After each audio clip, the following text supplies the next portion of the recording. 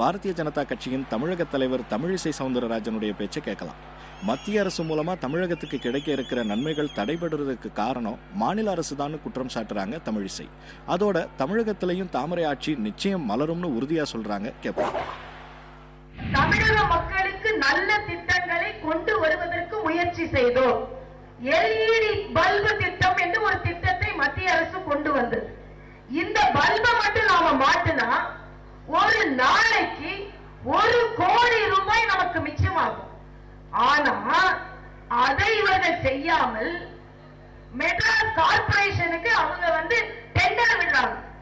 என்ன டெண்டர் விடுகிறார்கள் என்றால், மத்திய அரசு எல்இடி பல்புகளை கொடுப்பதற்கு தயாராக இருக்கிறது. அதை இலவசமா வாங்காம 146 கோடி ரூபாய்க்கு எல்இடி விளக்குகளுக்காக மெட்ராஸ் கார்பரேஷன் டெண்டர் போடுறாங்க.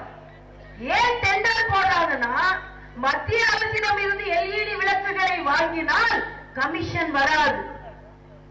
மெட்ராஸ் கார்பரேஷன்ல டெண்டர் போட்டா கமிஷன் வரும். அதிமுக அமைச்சரை பார்த்து ஒருத்தர் கேட்டாராம், ஏங்க நீங்க இப்படி எல்லாம் பண்ணிக்கிட்டு இருக்கீங்க, அடுத்த ஆட்சி உங்க மேல விசாரணை கமிஷன் வந்துட போதுங்க அப்படின்னாராம். உடனே அந்த அமைச்சர் சொன்னாராம், விசாரணை கிடக்கட்டும், கமிஷனை கொண்டு வர சொல்லு, அதுதான் நமக்கு இப்ப தேவை அப்படின்னு சொன்னார். ஆக இப்படித்தான் எதற்கு எடுத்தாலும் கமிஷன் வாங்கி கொண்டிருக்கிறார்கள்.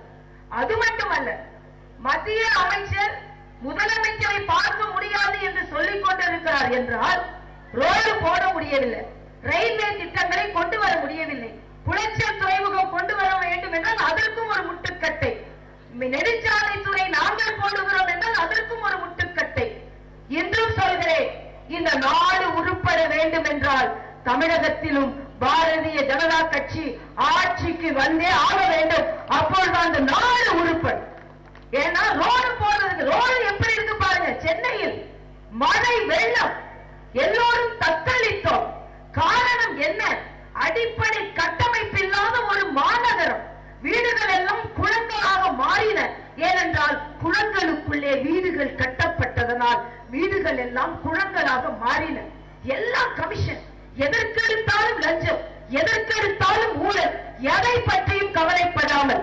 ஆனால் இன்று 2 ஆண்டுகளாகியும் மத்தியில் ஒரு ஊழல் குற்றச்சாட்டு கூட சொல்ல முடியாமல் என் தலைவன் மோடி அவர்கள் ஆட்சி செய்து கொண்டிருக்கிறார்கள் என்றால் அந்த ஆட்சி தமிழகத்தில் வர வேண்டாமா என்பதை நாமெல்லாம் முடிவு செய்து கொள்ள வேண்டும்.